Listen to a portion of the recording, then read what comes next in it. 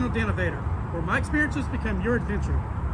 Remember to please subscribe and please hit that bell so you'll be notified when I release my next video. Our adventure begins at the historical Rose Hill Cemetery in Macon, Georgia. Located beside the Johnston gravesite, which was featured in my previous video, is the Bond Monument. This was the backdrop of the rear cover of the album The Allman Brothers Band, which was released in November of 1969. The original band members were Duane Allman, Greg Allman, Butch Trucks, Dickie Betts, Barry Oakley, and J-Mo Johansson. The front cover of their first album was photographed at the Bell House, which is a Victorian-style building that was built in 1855. It is now the Robert McDuffie Center for Strings. This is an elegant venue for classical music performances. Visiting the Allman Brothers Band historical locations are unique because of the close proximity to each other. The Allman Brothers Band moved to Macon from Jacksonville, Florida in 1969 to begin recording their hits at Capricorn Records. Phil Walden, who had once managed Otis Redding, had just established Capricorn. He discovered the Allman Brothers Band's new sound. Its music style included a mixture of the blues, jazz, and southern rock. Now we're going to head west to what is known as the Big House. This home was built in 1900. Rented in 1970, this was the home of Barry Oakley and his family, Duane Allman and his family, and Greg Allman. While filming here today, GABAfest 2024 was having their annual event. GABA stands for Georgia Allman Brothers Band Association. The festival started on Thursday and will end today. At the side of the Big House is this walkway that has the names of past band members, family, and friends of the Allman Brothers Band.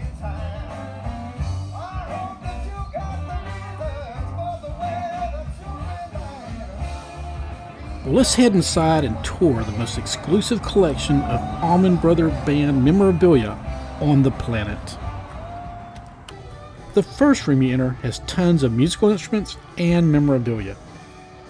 It was also a place that the group was able to jam and rehearse their hits. This is Dickie Betts' guitar. He wrote Ramblin' Man in the kitchen of this house. Duane Allman Boulevard just happens to be on Highway 41. Greg Allman married Cher in 1975. They divorced in 1979. That was their pool table.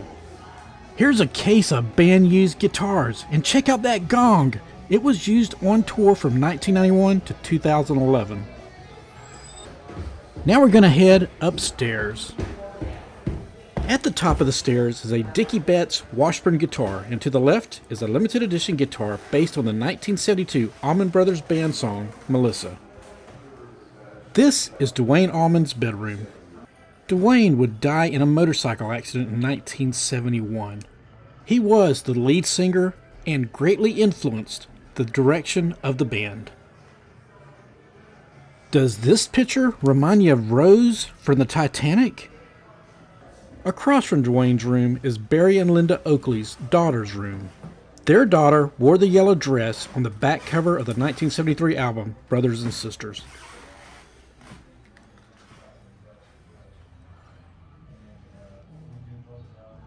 This was Barry and Linda Oakley's room. Tragically, Barry also died in a motorcycle accident 1 year after Duane.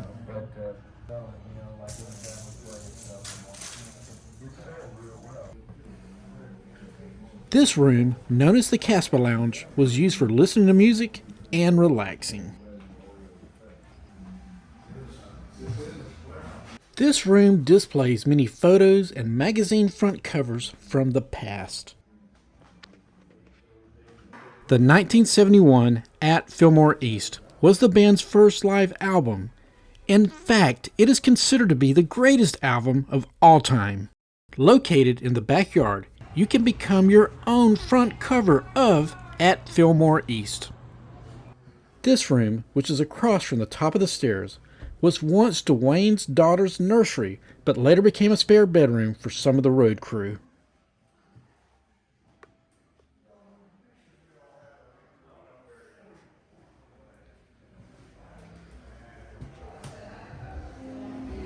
After the deaths of Duane Allman and Barry Oakley, January 1973 would end the band's residence at the Big House. As the sign reads, "And the road goes on forever," the Big House became this amazing museum in November of 2009. Let's head just a few blocks into Macon and visit some other ABB historical sites. Located on Forsyth Street is the H&H restaurant. It was established in 1959. The mushroom on the sidewalk is a nice touch because it was a trademark symbol of the Allman Brothers Band, which originally represented the psychedelic and countercultural movement of the late 1960s and early 1970s. Inside, there are many photos of famous people who enjoyed a meal here. Pictured in this mural is Mama Louise Hudson and Inez Hill, who owned H&H. On top of the nearby medical center, a helicopter was preparing to lift off.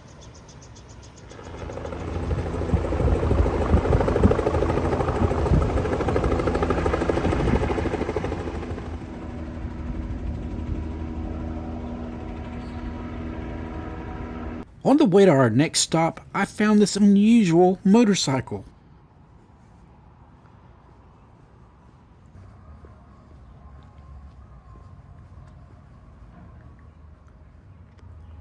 Grant's Lounge became known as the birthplace of Southern rock.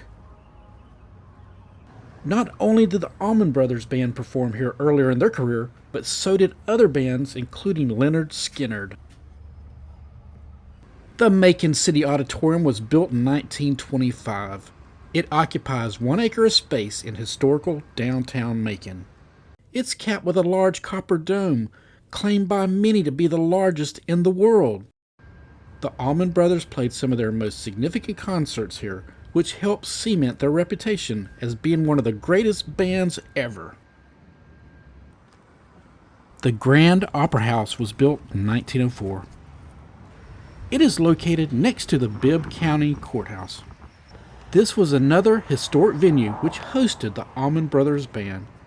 This theater has also hosted many other famous people throughout the years, like Hank Williams, Ray Charles, and even the magician Harry Houdini.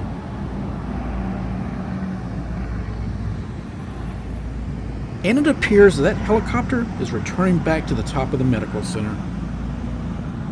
Across from the Grand Opera House is this significant structure. There's a placard that reads, "On the second floor of this site, then known as the College Discotheque, the Allman Brothers Band performed their first Macon, Georgia concert on May 2nd, 1969. In other words, their first paid gig." Less than 3 miles from the discotheque is where the first tragedy of the original Allman Brothers Band occurred. Duane Allman, who played the slide guitar and was the leader of the band, had just left the Big House and was traveling west on Hillcrest at a high rate of speed on his Harley-Davidson motorcycle. About 5:45 p.m. at this intersection at Bartlett Street, he tried to avoid a collision with a flatbed truck. After striking either the back of the truck or a weighted ball hanging from a protruding crane arm, he was thrown from his bike. The bike bounced up in the air and landed on him, crushing his chest, severely damaging his liver, and rupturing his coronary artery. About 3 hours later, at the Macon Medical Center, Duane Allman died during surgery. On the 29th of October, 1971, at the age of 24, he left behind his partner, Donna Roosman, and 2-year-old daughter, Galadriel. A little over 1 year later, on November 11th, 1972, Barry Oakley was involved in a motorcycle accident just 3 blocks from where Duane was killed. He was traveling east on Napier Avenue, crossed the center line at this intersection at Inverness Avenue, and struck a bus. He was thrown from his motorcycle.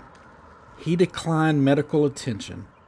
3 hours later, he was rushed to the hospital and died of cerebral swelling caused by a fractured skull.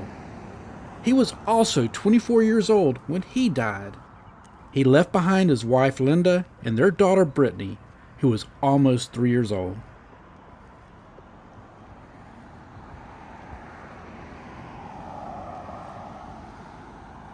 We traveled back to the nearby Rose Hill Cemetery.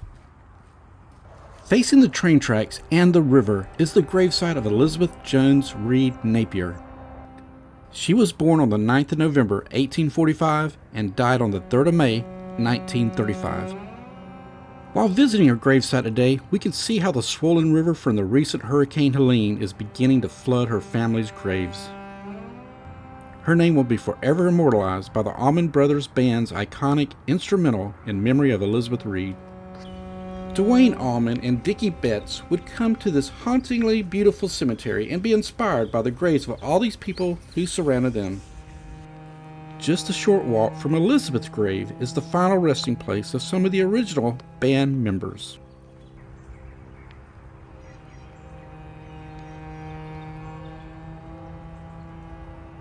It's incredible to think how this place not only shaped some of their music, but also would become part of their legacy. Here lies Duane Allman and Barry Oakley, side by side, just as they were in life. They were lost too soon, but their music lives on. Greg Allman, who carried the band's spirit for decades, rests next to them. He died on the 27th of May 2017 at the age of 69. Along with Butch Trucks, their relentless drummer who died on the 24th of January, also in 2017 and also at the age of 69.